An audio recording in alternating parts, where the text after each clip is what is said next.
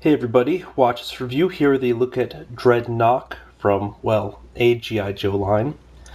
As I don't regularly collect G.I. Joes, I can't really tell you much about, when this figure came out other than it's a Hasbro figure and it came out in 2008.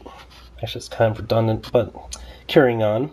G.I. Joe is kind of one of those things from my childhood that I barely remember, so I'm not even sure if this guy showed up in the cartoon or whatnot, but there's a little bit of read up here, as well as a quote at the bottom.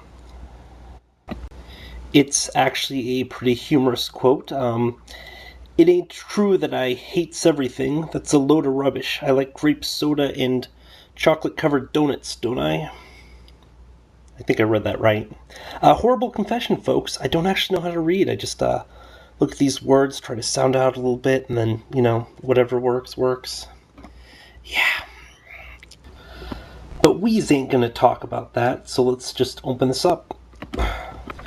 Dreadnok comes with a generous number of accessories, including this little stand here.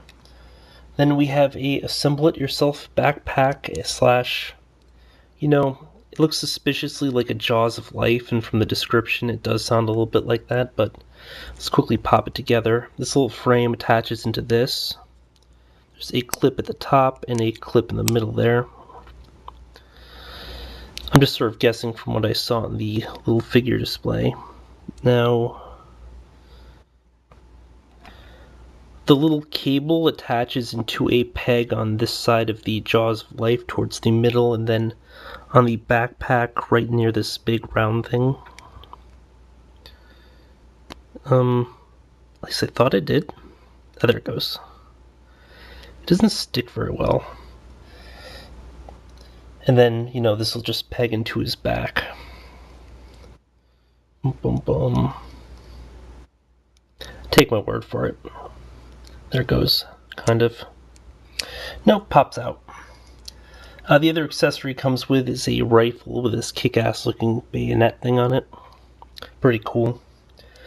Now, as I mentioned, because I don't necessarily collect G.I. Joe a lot, I was picking up more for a generic looking villain for a 4-inch display, and he definitely looks pretty badass, so he certainly fits the bill there.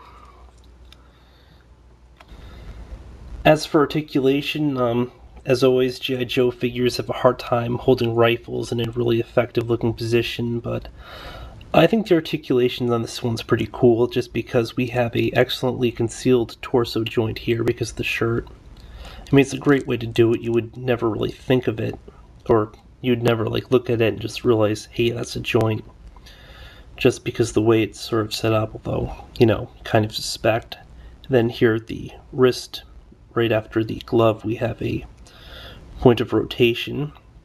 Again, good because it's not as obvious. But we have a sort of standard ball and socket elbow. No bicep rotation, but we have a ball-jointed shoulder. However, it's got this ugly little line here for it because it's not a physical ball. Head has a full good range of motion, a lot of up motion, which is cool. Fair amount of down. Then the Exorcist 360. Mentioned the upper torso. He's got no waist. Well, no waist articulation. Leg has a standard range, double-jointed knee. I mean, the way that the knee's sculpted too is half decent because it's not as visible, but even then you have a slightly different paint used for the knee, which is a running complaint I have for G.I. Joes. The other really big complaint here is down at the ankle. We have a little blue mark. They didn't bother painting on the joint because they're fucking lazy. But, it's a ball and socket here at the ankle. Good range of motion. In terms of scale, he's a little short by Marvel Universe standards, but a little tall by Star Wars standards. However, typically in displays you probably won't have them standing right next to each other side by side, so you'd never really notice that. So he probably would fit into a pretty wide range of 4-inch scales beyond the usual G.I. Joes. Overall, I really like Dreadnok. I think it's a pretty cool sculpt. Paint's, it's passable for what it is. One complaint is I wish he would have come with pistols because both hands can hold a gun. They have the little trigger fingers out, but he only comes with a rifle, and So yeah, pretty kick-ass figure. He's got a beard, which, means that he's crazy manly, because you're automatically manly if you have a beard.